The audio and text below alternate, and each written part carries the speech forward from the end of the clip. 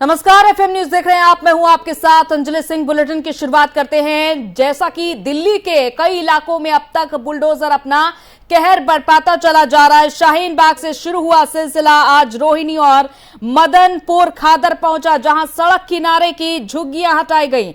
हालांकि मदनपुर खादर में बुलडोजर का स्थानीय लोग जमकर विरोध कर रहे हैं। लोग बुलडोजर को लेकर सड़कों पर उतर आए हैं। एमसीडी की कार्रवाई के खिलाफ जमकर हंगामा हुआ है। यहां पर आप विधायक अमानतुल्लाह खान की मौजूदगी में लोगों ने एमसीडी की कार्रवाई का विरोध किया है और उधर पुलिस ने अमानतुल्लाह खान को सरेंडर करने के लिए भी कहा है। दरअसल दिल्ली पुलिस ने पिछले दिनों शाहीन बाग में अतिक्रमण के खिलाफ कार्रवाई में बाधा डालने के आरोप में अमानतुल्लाह खान और उनके समर्थकों पर मामला दर्ज किया था। और बता दें कि पहले बुधवार को द्वारका और लोधी रोड में एमसीडी ने अतिक्रमण के खिलाफ अभियान चलाया। ये अभियान सीलमपुर में भी चलाया जाना था, लेकिन पर्याप्त पुलिस बल न मिल पाने की वजह से एमसीडी ने इसे टाल दिया और आज भी ये कार्रवाई जारी है। कई इलाकों में अब तक बुलडोजर की एंट्री हो चुकी है। शाहीन बाग में भी आपने देखा कि किस तरह से लोगों ने विरोध किया और इस दौरान आप विधायक अमानतुल्लाह खान ने भी कड़ा विरोध किया था। इसके बाद कार्रवाई में बाधा डालने के चलते उन पर भी मुकदमा दर्ज हुआ है, उनके समर्थकों के खिलाफ भी मुकदमा दर्ज हुआ है। ये दो तस्वीरें आपके सामने, बुलडोजर की एंट्री होती है, अतिक्रमण पर एमसीडी का ये बुलडोजर चलता हुआ दिखाई दे रहा है, तो दूसरी तरफ बड़ी संख्या में लोग यहां पर उतरे हुए हैं प्रदर्शन करने के लिए और बुलडोजर को रोकने की पुरजोर तरीके से कोशिश की जा रही है। तो आज भी मदनपुर खादर इलाके में जब बुलडोजर पहुंचा रोहिणी और मदनपुर में, तो यहां पर भी बुलडोजर के खिलाफ लोगों का प्रदर्शन देखने को मिला। पर हमारे साथ जुड़ चुके हैं ज्यादा जानकारी के साथ तोशी। क्या कुछ अपडेट फिलहाल आपके पास, जिस तरह से अभी भी लोगों का प्रदर्शन जारी है क्या? जी बिल्कुल, देखिए अभी हम कालिंदी कुंज मदनपुर खादन पे मौजूद है। देखिए यहाँ पर रोहिंग्या मुसलमान भी रहते हैं जिन्होंने इलीगल इंक्रोचमेंट भी किया हुआ है। इसके अलावा प्रेम नगर में भी हम गए थे, वहाँ पर भी रोहिंग्या और बांग्लादेशी रहते हैं।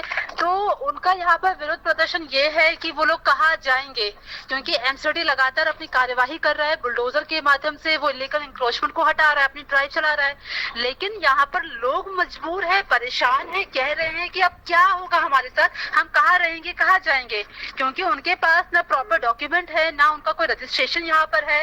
हालांकि एमसीडी पूरे तरीके से सतर्क यहाँ पर दिखाई दे रही है। उन्होंने साफ कह दिया है बिना किसी रजिस्ट्रेशन के इलीगली आप रहेंगे, इंक्रोचमेंट करेंगे तो उसको हटाना होगा और हटाया जा रहा है। जी तोशी, रोहिणी और मदन खादरपुर इलाके में यहाँ पर बुलडोजर की कार्रवाई के लिए अब बुलडोजर पहुंचता है, माफ कीजिएगा, अतिक्रमण कार्रवाई के लिए बुलडोजर पहुंचता है। तो यहाँ पर अभी तक सुबह से कौन कौन बड़े नेता पहुंच चुके हैं?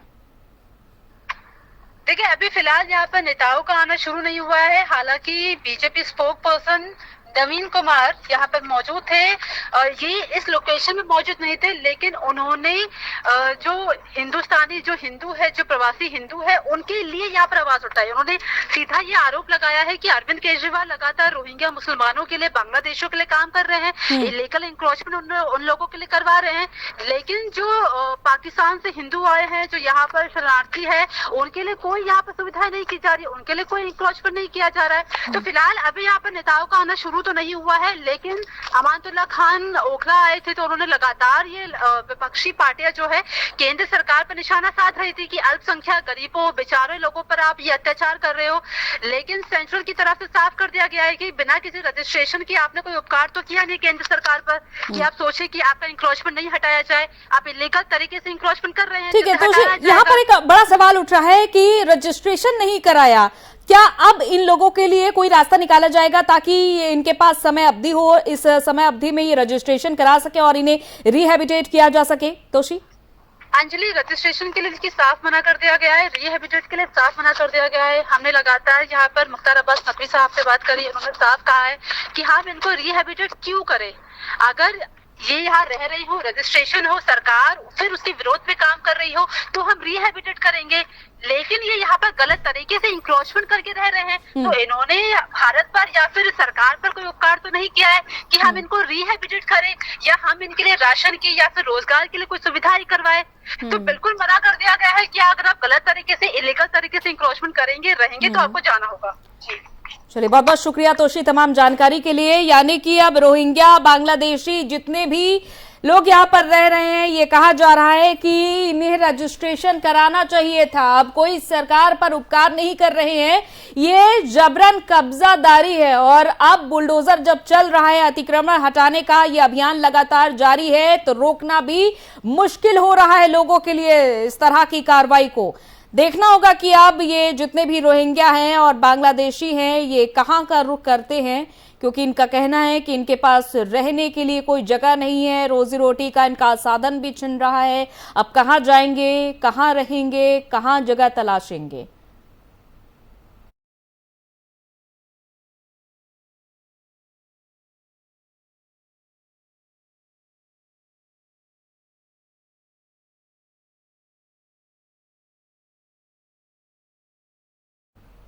और समाजवादी पार्टी नेता और विधायक आजम खान को आज लखनऊ की सीबीआई कोर्ट में पेश किया गया। अभी तक उनकी मुश्किलें कम नहीं हुई हैं। पिछले 28 महीनों से सीतापुर जेल में बंद आजम खान को जल निगम घोटाले में सीबीआई कोर्ट में पेशी के लिए भारी सुरक्षा के बीच लखनऊ लाया गया। उधर रामपुर में आजम की पत्नी डॉक्टर तंजीन फातिमा और बेटा अब्दुल्ला आजम भी एमपी एमएलए कोर्ट में पेश होने पहुंचे।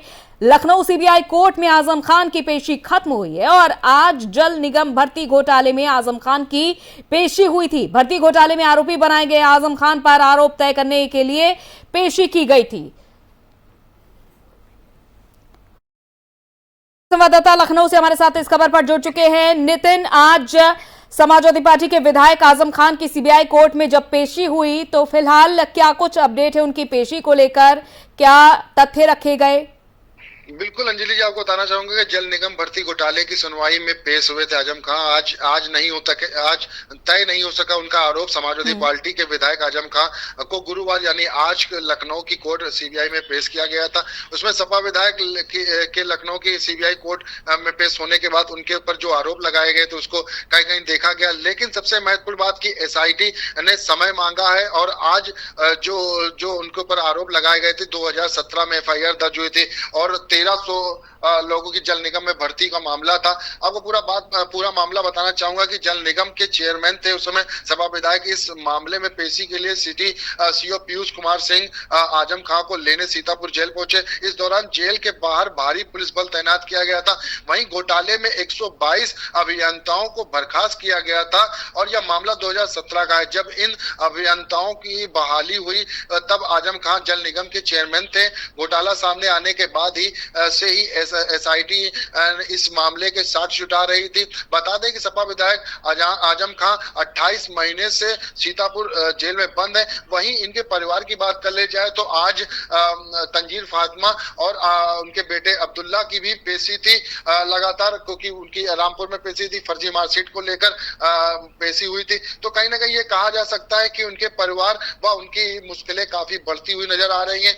और जिस तरह से उनको सत्तू संपत्ति में बेल मिल चुकी थी, उसके बाद 420 का मुकदमा रामपुर में हुआ। उसके बाद आज जब वो एसआईटी ने उनसे जिस तरह से तलब किया गया तो चार्जशीट दाखिल करी थी सीबीआई कोर्ट में, उनमें कहीं ना कहीं समय मांगा गया है, एसआईटी ने मांगा है। और ये लगभग बताया जा रहा है कि आरोप उसमें तय हो सकता है, क्योंकि जिस तरह से जो चेयरमैन थे उस समय उस 2017 में, तब 122 अभियंताओं को बर्खास्त किया गया था और चीजें सब उनके कहीं ना कहीं उनके खिलाफ नजर आ रही हैं। और इस दौरान आजम खान के वकील ने जो कोर्ट में एक एप्लीकेशन दिया था, एप्लीकेशन में सभी दस्तावेज मुहैया कराने के दिए थे। वहीं दूसरी ओर मामले की जांच कर रही एसआईटी ने भी जवाब देने के लिए केस डायरी से संबंधित दस्तावेज उपलब्ध कराने के लिए समय मांगा है। तो कहीं ना कहीं ये कहा जा सकता है कि आज सुबह जब 9:30-10 बजे करीब वो यहाँ लखनऊ आ गए थे और यहाँ पर लगातार उनके खिलाफ जो कार्रवाई की जा रही थी उसमें कहीं ना कहीं एसआईटी ने उनसे समय मांगा गया है, जज से समय मांगा है और आगे के लिए समय ले लिया गया है।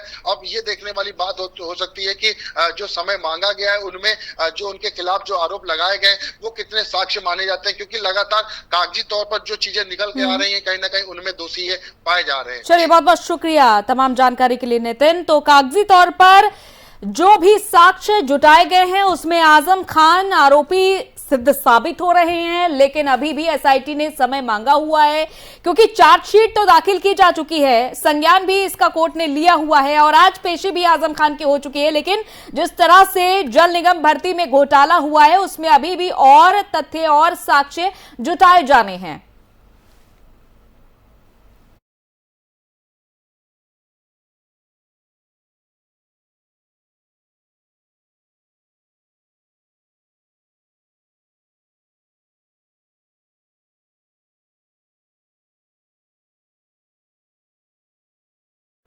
और ये बड़ी खबर, ADG law and order Prashant Kumar अब अतिरिक्त प्रभार भी संभालेंगे।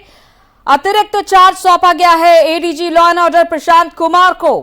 प्रशांत कुमार अब डीजीपी का अतिरिक्त चार्ज संभालने जा रहे हैं, क्योंकि कल ही मुकुल गोयल के खिलाफ ये बड़ी कार्रवाई की थी। योगी सरकार ने उन्हें डीजीपी पद से हटा दिया गया था, उन पर लापरवाही के आरोप लगे, इसके चलते उन्हें डीजीपी पद से हटाया गया और अब नए डीजीपी बनने तक अतिरिक्त चार्ज संभालेंगे एडीजीएलओ प्रशांत कुमार, जो ये बड़ी जिम्मेदारी अब संभालेंगे। फिलहाल लॉ एंड ऑर्डर की वो बड़ी जिम्मेदारी संभाल रहे हैं और अब इसके अलावा प्रशांत कुमार डीजीपी का भी अतिरिक्त चार्ज संभालने वाले हैं और जब तक डीजीपी नए नहीं बन जाते हैं तब तक ये जिम्मेदारी भी संभालनी होगी ADG law and order Prashant Kumar को, क्योंकि मुकुल गोयल पर तमाम लापरवाही के आरोप लगे। उन्हें फिलहाल अतिरिक्त जिम्मेदारी सौंप दी गई है, उन्हें डीजी नागरिक सुरक्षा बनाया गया है और अब ADG law and order Prashant Kumar DGP की अतिरिक्त जिम्मेदारी संभालेंगे।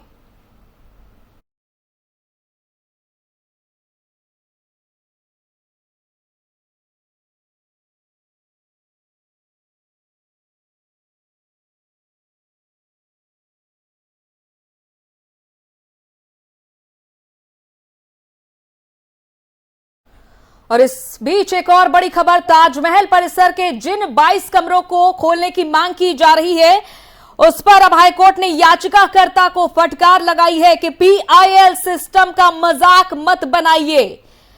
हाईकोर्ट ने यह फटकार लगाई है याचिकाकर्ता को कि पीआईएल सिस्टम का मजाक मत बनाइए। ताजमहल विवाद पर ड्राइंग रूम में स्वागत, कोर्ट में नहीं।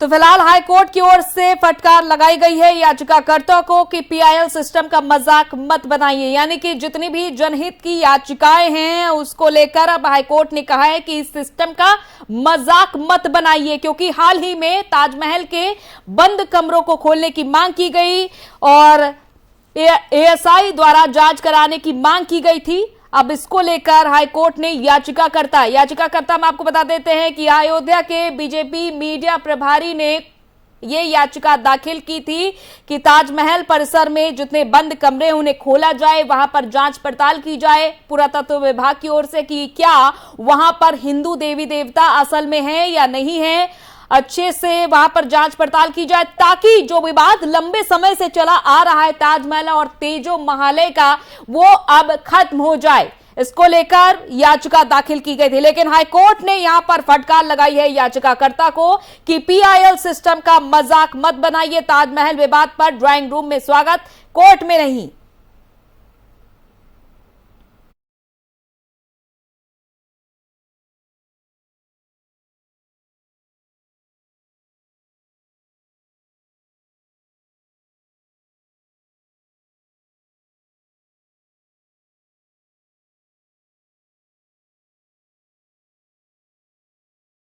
और हिमाचल प्रदेश के सीएम जयराम ठाकुर ने खास बातचीत की एफएम न्यूज के साथ। उन्होंने क्या कुछ कहा, सुनिए। हिमाचल प्रदेश के मुख्यमंत्री जयराम ठाकुर जी हमारे साथ है। सर, हिमाचल प्रदेश को देवभूमि कहा जाता है, लेकिन ऐसे में विधानसभा के मुख्य द्वार पर खालिस्तानी झंडे, आपको एक ऑडियो भी दिया जाता है जिसमें आपको भगवंत मान से कहा जाता है कि सबक लीजिए, और किस तरीके से आप इस पूरे मामले को देखते हैं? हमने इस सारे मामले को बहुत गंभीरता से लिया है। तुरंत एफआईआर दर्ज करने के बाद एसआईटी कॉन्स्टिट्यूट की हमने, और उसमें पुलिस ने सफलता भी हासिल की। 3 दिन के अंदर जो एक कल्प्रिट जिसने वो सारी घटना को अंजाम दिया, एक पकड़ा गया है, एक भागा है और बहुत जल्दी वो भी पकड़ा जाएगा। और हिमाचल प्रदेश में मैं इस बात को सुनिश्चित करूंगा कि किसी भी सूरत में सौहार्दपूर्ण माहौल को खराब करने की इजाज़त नहीं दी जा सकती है। जो भी करने की कोशिश करेंगे तो उनके खिलाफ सख्त कार्रवाई होगी। मोदी से आपने मुलाकात करी है, मनसुख मांडविया से मुलाकात करी है, हम इसे हिमाचल प्रदेश के एंगल में कैसे देखें? देखिए, दोनों चीज़ों को लेकर के सिर्फ इतना ही है कि हम हिमाचल के डेवलपमेंट के प्रोजेक्ट्स को लेकर के प्रधानमंत्री जी और स्वास्थ्य मंत्री जी से मिले हैं और बातचीत हुई है। और मुझे इस बात की खुशी है कि बहुत जल्दी हिमाचल प्रदेश में प्रधानमंत्री जी आने वाले हैं और जो डेवलपमेंट के प्रोजेक्ट्स हैं उनका इनॉग्रेशन और शिलान्यास जो है उसमें करने वाले हैं। सर, सुप्रीम कोर्ट ने आज राजद्रोह पे एक बड़ा फैसला दिया है कि कोई नए मामले इस पर दर्ज नहीं होंगे। इस पूरे फैसले को आप कैसे देख रहे हैं, क्योंकि सरकार को बोला है कि इस कानून पर पुनर्विचार करे और जुलाई तक के लिए अभी इस पर क्योंकि मैंने अभी तक वो सारा स्टडी नहीं किया, तो इसलिए उस पर टिप्पणी करना उचित नहीं होगा। बहुत शुक्रिया। तो मेरे साथ यहाँ पर मौजूद थे जयराम ठाकुर जी, मुख्यमंत्री हिमाचल प्रदेश, जिन्होंने आज पीएम मोदी समेत मनसुख मांडविया से मुलाकात करी है। हिमाचल को देवभूमि कहा जाता है, इस लिहाज से सौहार्द बनाने की भी बात कही है। कैमरा पर्सन अंगद के साथ उशी मंदोला, FM न्यूज़, नई दिल्ली। और पंजाब हरियाणा हाईकोर्ट से राहत मिलने के बाद बीजेपी नेता तेजिंदर सिंह बग्गा ने FM न्यूज़ से खास बातचीत की। इस दौरान उन्होंने क्या कुछ बड़ी बातें कही, सुनिए। इस वक्त हमारे साथ बातचीत करने के लिए है बीजेपी के नेता तेजिंदर पाल सिंह बग्गा। सर, सबसे पहले ये जानना चाहेंगे, जो हाई कोर्ट ने आपको राहत दी है उस फैसले को आप किस तरीके से देख रहे हैं? देखिए, एक कहावत है, 100 जूते भी पड़े और 100 प्याज भी खाने पड़े। अरविंद केजरीवाल पे वो कहावत सत्य साबित हुई है और मुझे लगता है अरविंद केजरीवाल जो न्यायालय से तमाचा पड़ा है इसको लंबे समय तक याद रखेंगे। ये आपको क्यों टारगेट किया जा रहा है? क्या लग रहा है कि केजरीवाल सरकार की क्या मंशा है, पंजाब सरकार की क्या मंशा है कि जो आपको टारगेट किया जा रहा है? और आप कह रहे हैं कि एक आतंकवादी की तरह अरविंद केजरीवाल से कोई सवाल पूछता है तो उनको डर लगता है और इसलिए वो उनके खिलाफ FIR करते हैं। मेरा जो 2 दिन पहले फैसला आया, मुझे पूरी उम्मीद है कि अरविंद केजरीवाल ये तमाचा लंबे समय तक याद रखने वाला। लेकिन जो फैसला आया उसके खिलाफ पंजाब पुलिस भी जो है वो पंजाब हरियाणा हाई कोर्ट गई हुई है, वो भी अपनी दलीलें दे रही है। देखिए, वो जहां भी जाए, जो सच होता है वो जीतता है और जो झूठ होता है वो हमेशा हार। अरविंद केजरीवाल को कुछ कहना चाहेंगे? मुझे लगता है कि उनको भगवान सद्बुद्धि दे। आप ट्वीट आपके रहेंगे जारी? बिल्कुल रहेंगे, पहले से ज़्यादा तक। ये थे मेरे साथ तेजिंदर पाल सिंह बग्गा, जो ये साफ कहते हुए कि मुख्यमंत्री अरविंद केजरीवाल और आम आदमी पार्टी के खिलाफ उनका जो ट्वीट करने का सिलसिला है वो जारी रहेगा। कैमरामैन अंगद के साथ कुलदीप शर्मा, FM न्यूज़, दिल्ली। इस वक्त हमारे साथ बातचीत करने के लिए है बीजेपी के नेता तेजिंदर पाल सिंह बग्गा। सर, सबसे पहले ये जानना चाहेंगे, जो हाई कोर्ट ने आपको राहत दी है उस फैसले को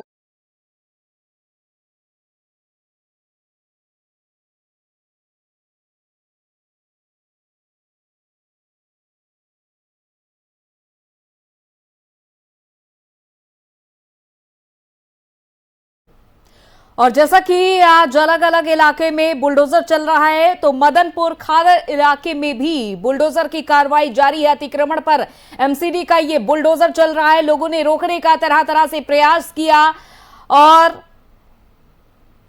लगातार FM न्यूज़ इस पूरे मामले में अपनी नजर भी बनाए हुए है कि क्या कुछ वहां पर हलचल चल रही है, क्योंकि दिल्ली में अतिक्रमण पर MCD का ये बुलडोजर लगातार कहर बरपाता चला जा रहा है।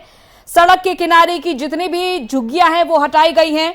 मदनपुर खादर में बुलडोजर का स्थानीय लोग जमकर विरोध कर रहे हैं। बुलडोजर को लेकर सड़कों पर लोग उतर आए हैं और MCD की कार्रवाई के खिलाफ ये जमकर हंगामा हुआ है। इससे पहले आप विधायक अमानतुल्लाह खान की मौजूदगी में लोगों ने MCD की कार्रवाई का विरोध किया और उधर पुलिस ने अमानतुल्लाह खान को सरेंडर करने के लिए कहा है। इस बीच लोगों का प्रदर्शन भी जारी है और जितनी भी सड़क के किनारे की झुग्गियां हैं यानी कि इंक्रोचमेंट है उन्हें हटाया भी जा रहा है। ये कहा जा रहा है कि रोहिंग्या और बांग्लादेशी यहां पर जबरन कब्जा जमाए हुए हैं। अब सवाल ऐसे में यह भी उठ रहा है कि ये कहां जाएंगे, इन्हें कहां पर रिहैबिलिटेट किया जाएगा या नहीं किया जाएगा, क्या सरकार की ओर से कोई बड़ा निर्णय भी लिया जाएगा। लेकिन इस बीच MCD का बुलडोजर नहीं रुक रहा है। MCD की ओर से कार्रवाई लगातार जारी है और समय समय पर हमारे संवाददाता भी तमाम अपडेट पहुंचा रहे हैं। जिस तरह से वहां पर कार्रवाई जारी है बुलडोजर की, ये तमाम अपडेट हैं आपके सामने। लोग रोकने का प्रयास कर रहे हैं। बुलडोजर जो कि प्रचलित हुआ उत्तर प्रदेश से, अब दिल्ली में भी आप समय समय पर तस्वीरें देख पा रहे हैं जहां अतिक्रमण के खिलाफ ये कार्रवाई दिल्ली में लगातार जारी है।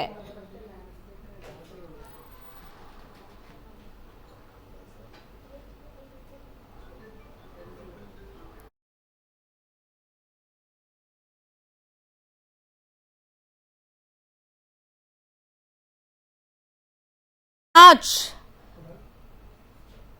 इमारतें भी तोड़ी जा रही हैं, झुग्गियां भी हटाई जा रही हैं।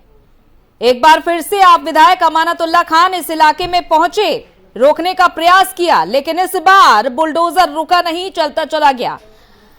अतिक्रमण और अवैध निर्माण के खिलाफ इन दिनों रोज बुलडोजर चल रहा है और आज एमसीडी की कार्रवाई अमर कॉलोनी, ईस्ट कैलाश, रोहिणी इलाके में हो रही है। भारी संख्या में सीआरपीएफ और पुलिस के जवान सड़क पर उतर गए हैं। आम आदमी पार्टी के विधायक अमानतुल्लाह खान मदनपुर खादर में पहुंचे बुलडोजर के एक्शन को रोकने के लिए।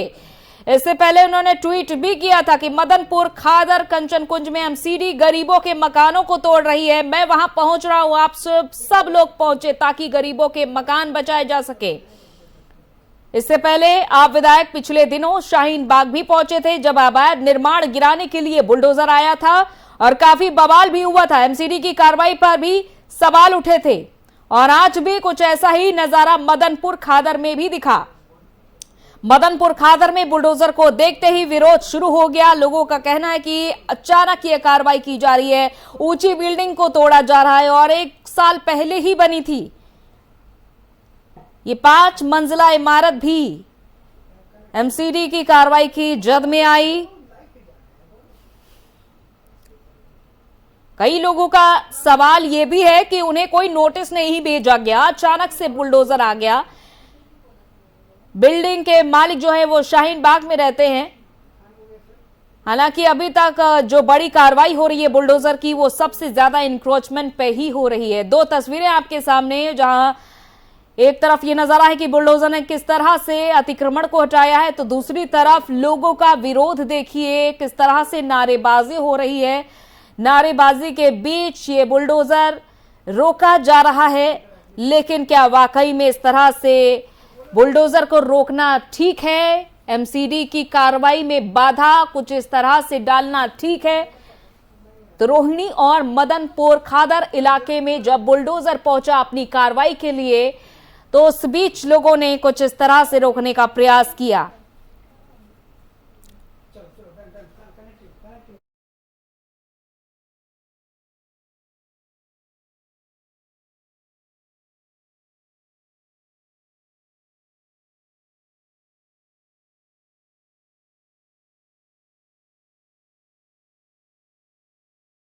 और तोशी हमारी संवाददाता मौके पर हमारे साथ जुड़ चुकी है। तोशी, फिलहाल क्या कुछ अपडेट है, क्या तस्वीरें बयां कर रही हैं आप? अंजलि, फिलहाल मैं मौजूद हूँ कालंदी कुंज के कंचन कुंज में। ये बिल्डिंग मैं सबसे पहले आपको दिखा रही हूँ। इस इलाके में इस बिल्डिंग को देखिए डिमोलिश किया गया है। एमसीडी की तरफ से कहा गया है कि इलीगल इंक्रोचमेंट है, इलीगल तरीके से बिल्डिंग है और तस्वीरें आप देख रही हैं कि इसको देखिए डिमोलिश कर दिया गया है। अब यहाँ पर ये पहली बिल्डिंग नहीं है, इसके अलावा देखिए ऊपर देखिए 3rd फ्लोर पे अभी भी डिमोलिश का काम चल रहा है और इसके अलावा एक और बिल्डिंग है जहाँ उस बिल्डिंग को भी डिमोलिश किया गया है। मेरे साथ यहाँ पे इलाके के लोग हैं जो इस पूरे वाकये पर अपनी नजर बनाए हुए हैं और बता रहे हैं कि ये क्या पूरा मामला है, क्या डिमोलिश ये हुआ है, इलीगल है। शादाब नाम है, आप यही रहते हैं सर? अभी जो बिल्डिंग को डिमोलिश किया गया है ये इलीगल है? ये तो एमसीडी बताएगी ना। हाँ, ये बिल्डिंग जो पूरी बन के तैयार हो गई है, अब आगे इसको तोड़ रहे हैं। जब ये फर्स्ट लेंटर पड़ा था, जब कहाँ गई थी एमसीडी? जब ही ना बनने देते तो ये नौबत नहीं आती ना। इस बिल्डिंग के मालिक कौन है? बिल्डिंग का मालिक यहीं का ही है, मूसा।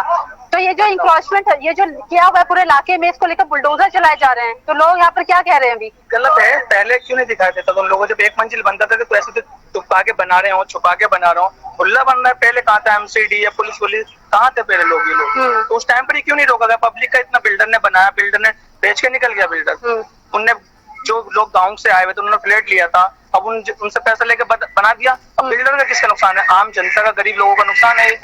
आम जनता का नुकसान है। या तो कौन देगा पैसे? ये नगर निगम वाले देंगे, नगर पार्षद देगा, पुलिस देगी, एमसीडी देगी, कौन देगा पैसे गरीबों को जिनके फ्लैट है? तो मतलब आप ये कह रहे हैं कि इसको प्रॉपर इन्फॉर्मेशन थी, रजिस्ट्रेशन इसका है, लेकिन इलीगल इंक्रोचमेंट कहा जा रहा है इसको? जी, जी अंजलि, आप सुन रही हैं। देखिए, यहाँ पर लगातार लोग ये आरोप लगा रहे हैं कि बिल्डिंग जो है वो एक तरीके से बनाई गई है, प्रोसेस के साथ बनाई गई है, लेकिन एमसीडी अचानक से आता है, बिल्डिंग को डिमोलिश कर देता है और कहता है कि ये इलीगल इंक्रोचमेंट है। तो लोग भी खासा नाराज यहाँ पर दिखाई दे रहे हैं। और दूसरी तरफ आप पार्टी के यहाँ पर कुछ कार्यकर्ता भी आए हैं जो यहाँ पर विरोध प्रदर्शन कर रहे हैं। विरोध प्रदर्शन करते हुए वो यही कह रहे हैं कि इलीगल इंक्रोचमेंट के नाम पर हवाला देते हुए गरीब और अल्पसंख्यक को लगातार टारगेट बनाया जा रहा है। बुलडोजर की मार, यूपी का जो मॉडल है, अब उसे दिल्ली में लाने की तैयारी हो रही है।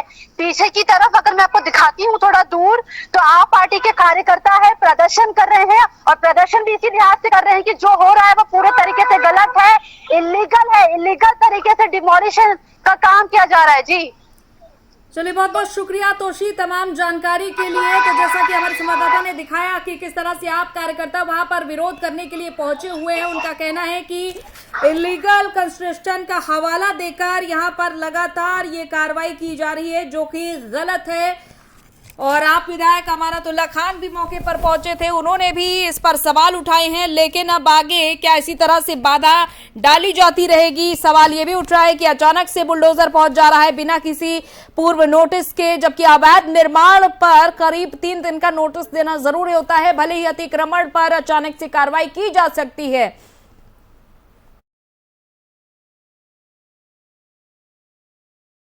चलिए, इसी के साथ इस बुलेटिन में इतना ही। इजाजत दीजिए, नमस्कार।